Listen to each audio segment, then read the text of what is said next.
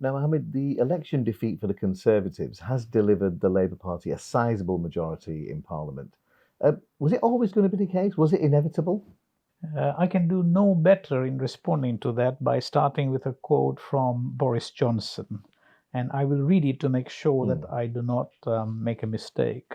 He said, "When a regime has been in power too long, when it has finally exhausted the patience of the people, and when oblivion finally beckons, I'm afraid that across the world you can rely on the leaders of that regime to act solely in the interests of self preservation and not in the interests of the electorate."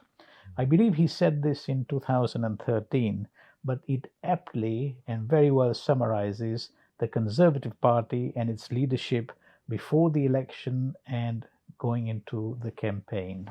The last few years of Conservative rule were mired in a whole series of scandals, etc. Do you think that had a big factor in them losing the election? And also, does that show that they've actually lost the moral authority to govern? So, as you know, in 14 years, we have had five prime ministers. We've had a revolving door at number 10. And when the history books are written and our legacy defined, it will be one which will be defined by incompetency, by sleaze, by sex, by lying, and not by delivering anything at Mm. all. We lost our right to govern because we lost the moral compass. We thought we had a sense of entitlement, we were invincible, and that there was one law for us and another law for others. But why is that? Because that's not what many people would consider to be traditional Conservative values. How did it go so badly wrong over the years? Because an 80 seat majority with no real opposition, as you know, Mm. Corbyn was in charge then. He was not at all any opposition at all. We felt we could get away by doing whatever we could, and we took the electoral voters as absolute fools, that they would be tricked into accepting whatever we said was right. Do you think the Conservative Party machine was fit for purpose for this election then? I don't believe they were ready at all. The election took them by surprise. The only people who benefited from it were those that were involved in risk arbitrage and laying one way profitable bets. Those are the only people who won Mm. out of all this. The left hand did not know what the right hand was doing. Rishi thought that by calling this, it would surprise the Labour Party, but it didn't. They were well prepared and they fought every inch and they won very successfully. But not one commentator thought the election would happen in the summer this year. Is it incompetence? I mean, why would they do an election before they could actually show any kind of success? So the question really for Rishi might have been, did the wider machinery, which is the British public, say that you run out of steam now? Yeah. It's about to have change.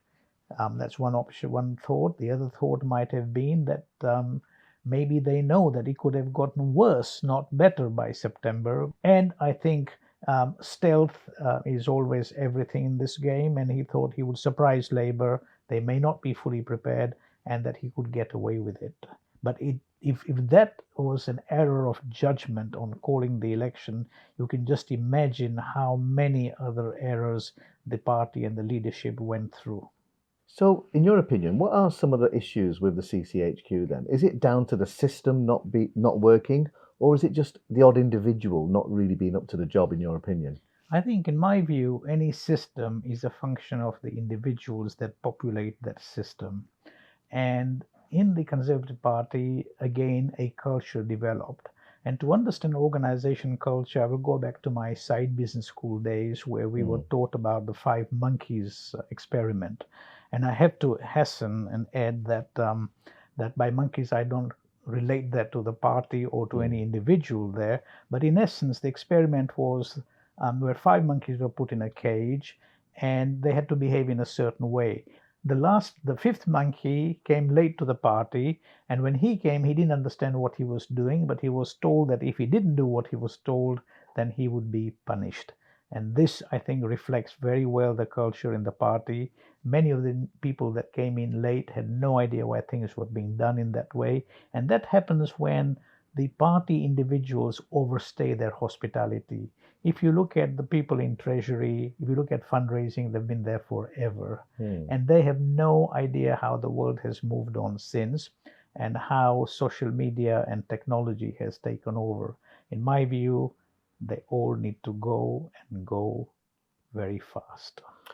So, how would you change it then? What would be the single thing that you would say CCHQ needs? This needs to be the change in the governance and the structure of the organisation. So when you look at the CCHQ and you look at the party machinery, they are severely lacking in governance. So you look at the board of the party. The board has to be properly defined. It has to be made up of people with different skill sets. It has to represent the demographics, both in terms of gender, ethnicity, and age. And it has to be drawn from people all across the country. So we have a representative board. This board then should be supported by CCHQ in terms of its fundraising, but most importantly in outreach to membership. How many members of the party do you think we have? 120,000. Is that legitimate? That 120,000 people define how a party can function? Why is not much being done to increase membership? I also want to bring up the 1922 committee. Look at its name, 1922. What does that tell you? It tells you that this is a remnant of an era long bygone. And if they want to bring the party into the current century, then they need to reframe that. And my humble opinion would be for the 1922 to be relabeled the supervisory board of the party. Their functions at the moment are opaque. They make things up as they go along. The rule book is there, but it is capable of being changed if it suits. That's not the way to set up a model for the rest of the world. This is the oldest democratic party in the world and the most successful, and they need to get into the technology age. Now, they may disagree that actually the rule book has been, they make things up as they go along, etc., and they're not fit for purpose. I mean, what kind of examples would you have that would say, no, you really are making it up and you are part of the problem? So, I mean, I recall at least there was some press attention to the fact that the timing and the process and how the vetting happens were all things that were left at the discretion of the leader of the 1922. It was Sir Graham Brady at that time. Now that's changed. But, so it cannot be. We need certainty. We need to know how vetting happens. Otherwise, we resemble an organ of some autocratic regime that works in a very opaque fashion. So ultimately, would you say they're just out of touch? The machinery is just out of touch with the modern day, and the Labour Party showed them just how slick they were in comparison. They are out of touch, and they will be even more out of touch if they do not do a post-mortem here that looks at how demographics have changed, how technology is going to drive the future, employ AI, employ social media, and understand how to connect to people. Now, you've been a donor in the past. A lot of people have said, we've read stories of donors deciding not to give money to the Conservative Party.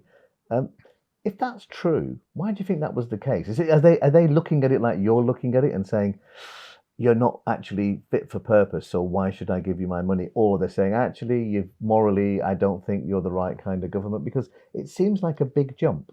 So everybody understood in the donor community that betting on the Tories was a loss-making proposition. They had run out of ideas. They were involved and mired, as we said before, in sleaze, in sex, in lying, and in self-aggrandizement and self-fulfillment. Those are not the characteristics that inspire confidence at all. And so people said, why bother? This party is unelectable in the way it has behaved. On competency, as I said, Brexit was a problem, COVID-19 was a problem, the small boats has been a problem, cost of living has been a problem, housing has been a problem. They have delivered on absolutely nothing. And I think the final straw for many of the people was when we backtracked on climate change after leading the best COP conference ever here. We backtracked on fossil fuels. we are trying to regulate cigarette smoking, and we backtracked on lowering taxes. Put that all together and give me one good reason why anybody with money should support this party. So tell me, how did they then get these donors back? So it's very simple. You need to be able to, first of all, have a post-mortem to understand what went wrong. I would recommend that that happen quickly, incisively, and very focused. It cannot be a public inquiry that will last 1 year. If we do that, then we are in the wilderness for 2 decades. So the inquiry has to be conducted by somebody from within the party and somebody from the outside. If it is only from somebody within the party, it will be an absolute whitewash and deliver nothing. We have to be ready to make fundamental change. And then we need to understand what it is that the people of this country really care about. They don't care about being tribal. They don't care about being loyal. There'll be, of course, a few who will be doing that, but mostly people care about having money to be able to live. And if we cannot find principles and policies to deliver economic prosperity, we will not win. Yeah. Now, you talked about bravery and change. You yourself have been a donor to the party, as is your partner as well. But you now say that actually the donation should be capped at about £25,000. But you also go even further than that and talk about actually creating a mass movement. How would that work? And does it work with this Conservative Party? So I was a donor to the party, and then, as you may recall, or some viewers may recall, I coined excess capitalism, and that was a very big learning curve for me, where I understood that the more you give, then the more you have a seat at the table, and that is not fair, and nor is it functional. And you realize that people who were giving money had a quid pro quo, and largely the party machinery was designed to deliver on that quid pro quo. And what do I mean by that? That's Latin to say that they wanted something in return. It could be knighthoods, it could be lordships, or even access to or power, even just simply lobbying access. Okay, but that is not the way to govern. At the end of the day, you cannot be reliant. Look at the statistic during Cameron's time. I believe that the top 10 donors accounted for 1/4 of all the funding. During the Sunak time, that was 3/4. It showed that the party had been hijacked by a few wealthy individuals, and people who come from the world of business understand that there is no free ride here. If you are giving money, you are expecting something in return. That's not democracy. Then it becomes a democracy of the rich, for the rich, by the rich. We need to go back and look at democracy of the people, for the people, by the people. And to answer your question, I would look at Obama's example in the US, how he went out and touched people who were able to give $1, $5, and build a broad base.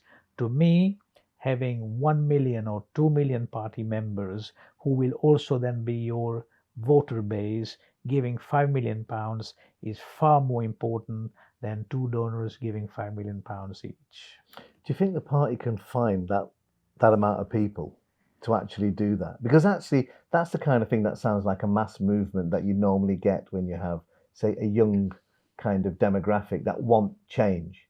How does the Conservative Party, as it stands today, and in being realistic, is it able to kind of like get that level of kind of grassroots momentum? So I'm an optimist on that point, Aaqil.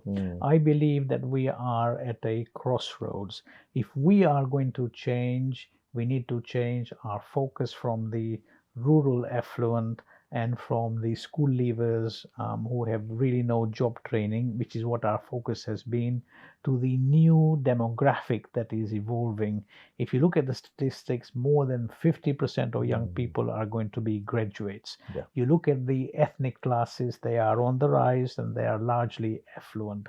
You need to be able to target and speak to those people, but that will require new messaging, new techniques of outreach, and understanding that at the end of the day, they care about, firstly, economic prosperity, but they also care about social values. They care about social justice.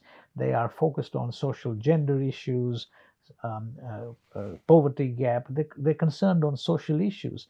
And if you cannot put forward a message of social conservatism, then you will never target those voters, and you will never build the base as broadly as you now have the chance to do while you are in wilderness.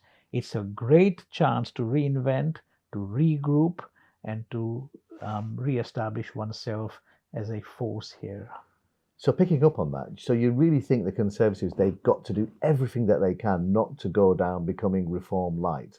They have to create a different vision, because to do that, actually, that's not what the public really, really want. Because there were a lot of votes across if you look at the Conservative vote, Reform and other kind of parties which were more to the right, there was a lot of votes there, but ultimately not a lot of seats. So you think that they've got to decide now and not do what people really worry about, which is they will go more to the right.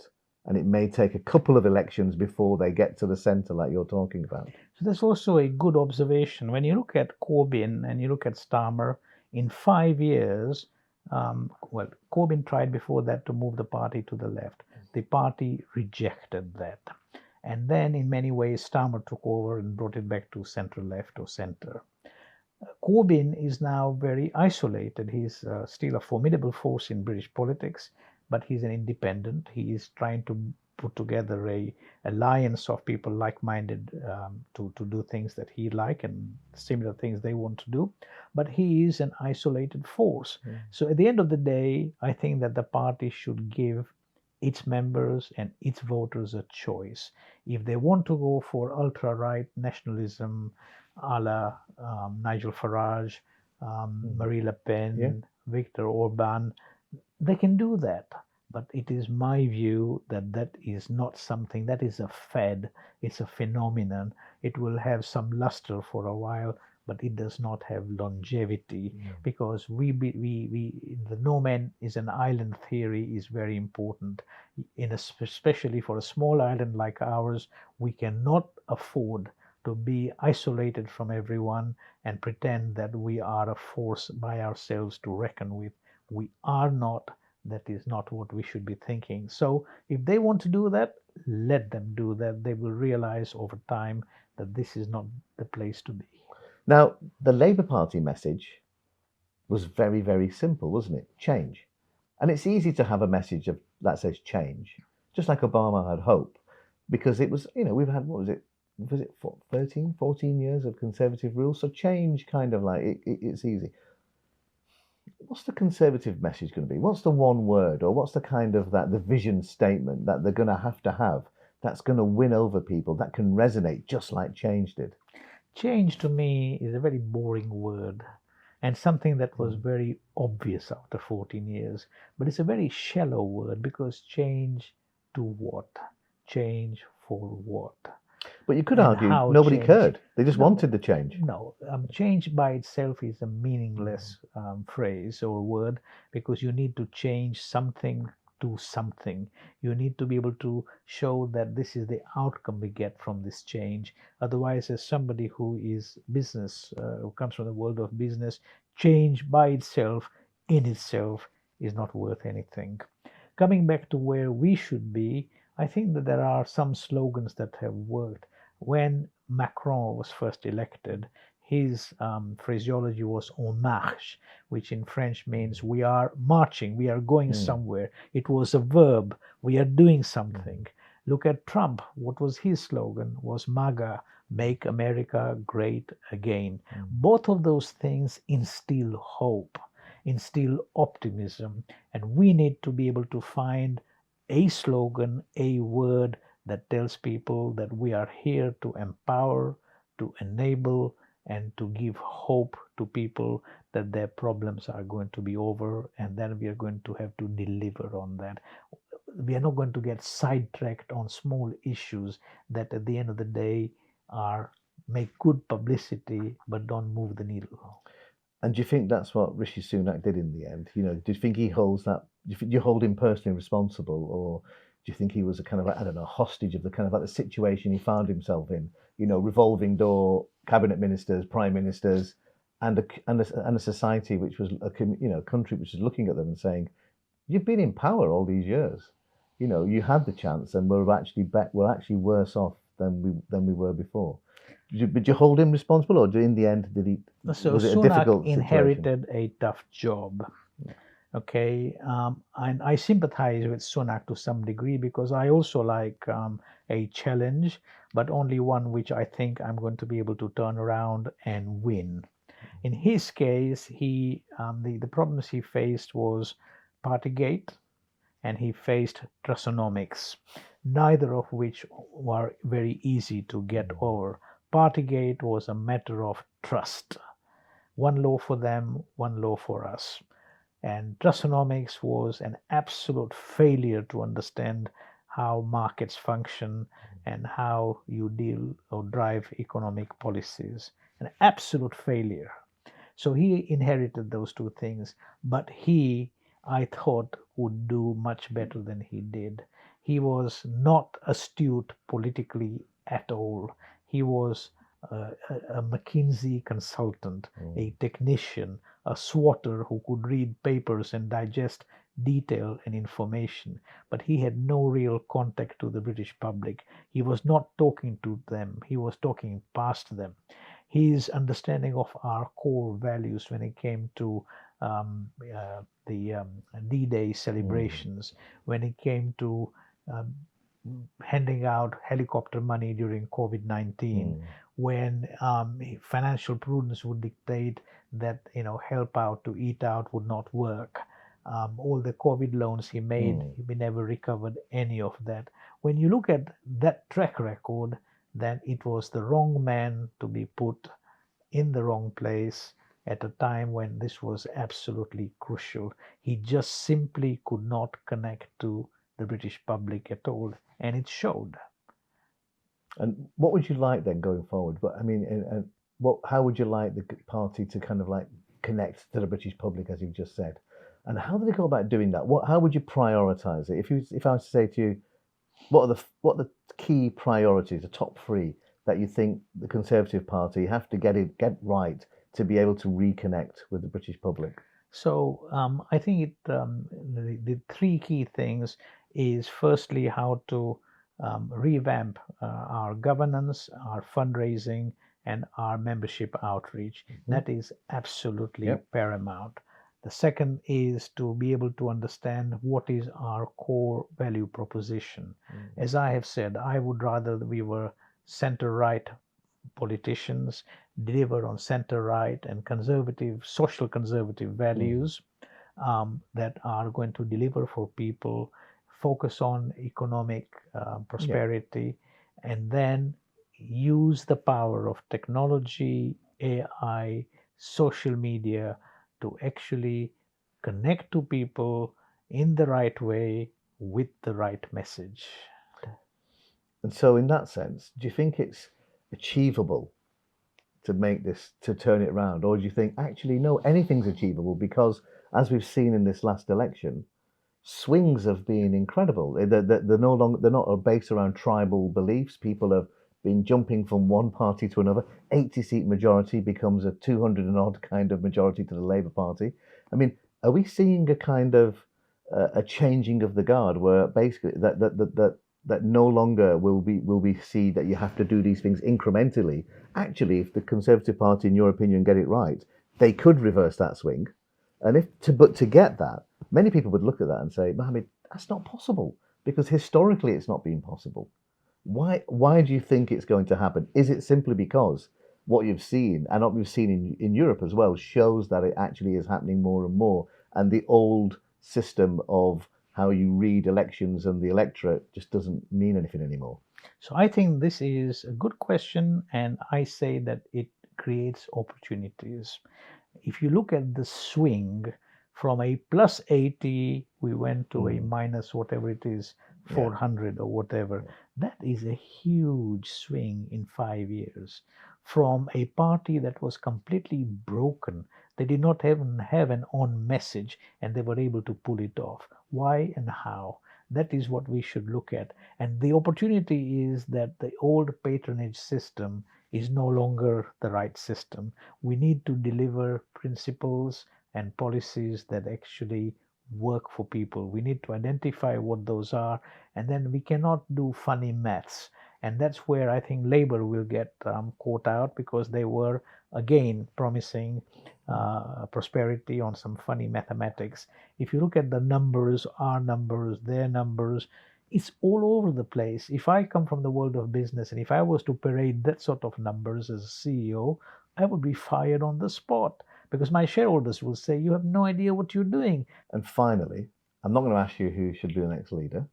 I'm not going to ask you if in 5 years' time or 4 or 5 years' time the Conservative Party will win the next election, because obviously who knows what's going on. You've elaborated on that quite well.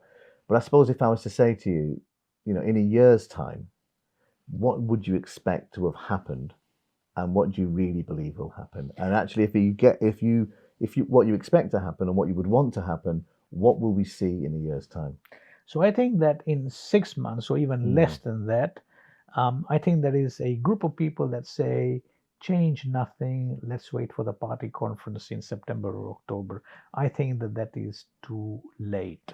If we are coming from the world of business, the world of opportunities, we need to be able to make decisions faster and stronger, ruthless decisions very, very soon. And I am optimistic that if we get the right framework in place in 6 months, we still have then 4 years to recover. It's only a 6% swing, as the maths show, for us to come back to power. I believe that there are enough minds in our party to know that the electorate have changed, voters have become more transactional, there is volatility there, and wherever there is volatility, there are opportunities, and we can easily turn this ship around if we want to. But for that, we need to also look at and harness the power of technology much better than we have today. It is possible, but we need to look at how the demographics have changed. We are now looking at a mindful economy and a mindful population, where the power of the mind is going to prevail much more than it used to before. It is how do you get to them, how do you have influencers who are able to talk to them and mentor them, and who they can follow. There is a lot to be done, but I think the brain power is there. The question is, do we really have the will to do it? Well, in 6 months' time, we'll come up and pick up on this and see exactly if actually what you've suggested has happened or not happened. I think many people might think probably hasn't happened, but we'll see. We'll find that out in 6 months' time. But for now, Mohamed, thank you very much. Some incredible insights there on your opinions on the Conservative Party. And I look forward to speaking to you about this again soon. Thank you very much, Aaqil. It's been a pleasure speaking to you, and I look forward to a review in 6 months. I hope I'm right, but I think I may be wrong. Let's see.